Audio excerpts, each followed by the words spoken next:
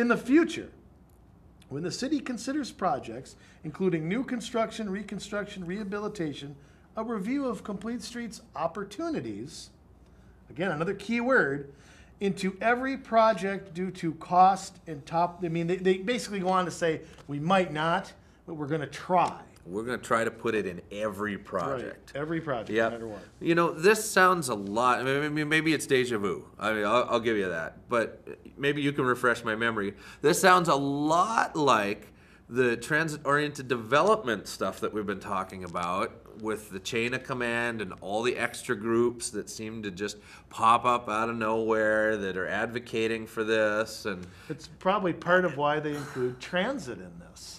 Because, you know, again, if you're going to get people out of their cars and get them on a mass transit, then you can control where they're going. So then you build the TOD right around that. But, you know, it's just, and again, this is why I think that this is headed to New Hope. Again, unless the current people on the council are not there anymore. Yeah. But they're all signed on. All of them, the mayor, and they have 4 council people in New Hope. They all signed on to complete streets. There was, of course, not a dissent, hardly even a discussion. Who knows if they even talked about this at a meeting or anything? They probably didn't. If they act anything like Crystal, which, you know, talks about water runoff all the whole meeting long and never mentions their comprehensive annual financial report all year at a meeting. You know, they're too busy talking about ducks in a pond. I mean, my guess is nobody found out about this until after it was passed. Yeah, and you're probably right. No. You know, and you look at what they say it looks like, and you know, it is like we talked about, the walking and the biking paths, and it also talks about making travel lanes narrower. It also talks about accessible and comfortable transit stops. Really? That's important now, that once people get to the place where they're going to pick up the bus, that they've got a plush seat or something like that. That's active living, man. I'll tell you right now. Sitting in comfort is active living. But you know, if you actually go on, because New Hope, if you click on their own complete streets policy, this is what comes up. Guess what comes up? The first page of mncompletestreets.org. Benefits, safety. They cite the same stats. Health, community development. They literally cut and paste, like you said. It's plagiarism. Yeah. They cut and paste what MN Complete Streets puts, and they have this whole vision, they claim it's cost effective. How's it cost effective to take roads that are just fine and restripe them all? Yeah.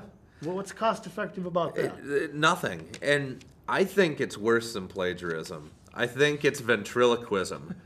You know, how do you feel with somebody's hand up your back, if you know what I mean? That's what the state's doing to your city.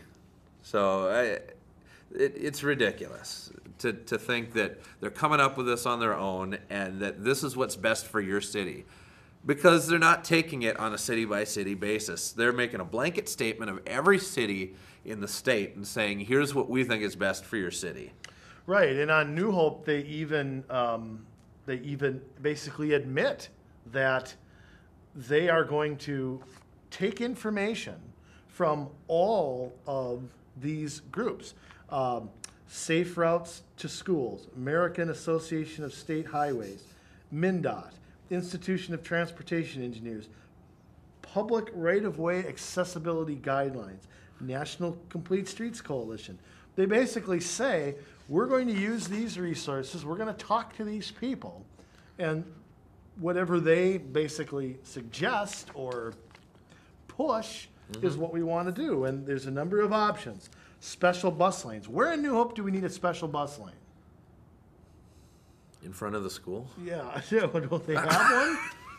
Bike lanes or widely paved shoulders, in other words, narrower roads. Yeah. Sidewalks. Now look, I'm in favor of a sidewalk if it makes sense. Yeah. If it makes sense on... Why wouldn't you want one on the side of Bass Lake Road or Winnetka or, you know, that's a place where you need one because you don't want people walking in traffic. You know, if you have just a residential street, you don't need a sidewalk if it's not a busy road. Well, they get a sidewalk if it's state aid because then it's free money.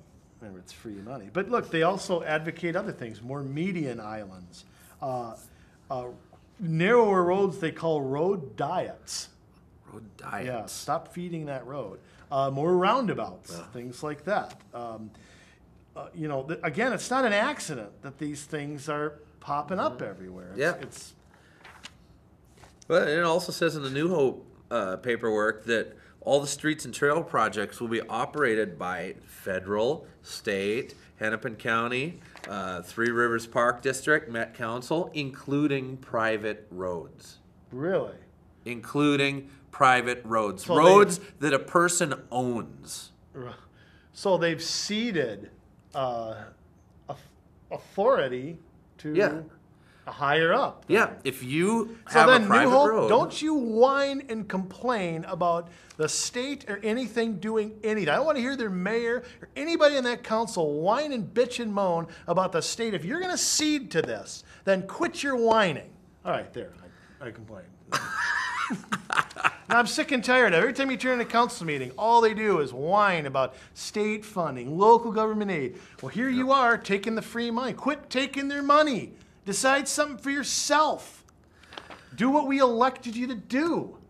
Exactly. I mean, what about personal property rights? I was loud right there. That's fine. Oh, do we still have those? So apparently not. But what about personal property rights? What about the right of a city to decide what's best for its own people? What about the right of the people in that city to say, we don't want this, no matter if you signed on to something that St. Paul sent down to us or not? I mean, we have got to stand up for ourselves. And that's the thing. We bring in these mountains of paperwork every time that we have a show and give you all these facts and tell you, hey, we're drowning under multi-level marketing schemes of the government.